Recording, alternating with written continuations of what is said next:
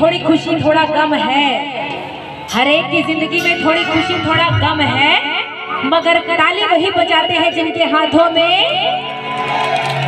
तो मोला तो मोह गाँव में वो दम नजर नहीं आते हुए, जरा जोरदार ताली हो जाए। और तालियां कैसी, जरा दोनों हाथ की ताली हो जाए। काका तू मंदिर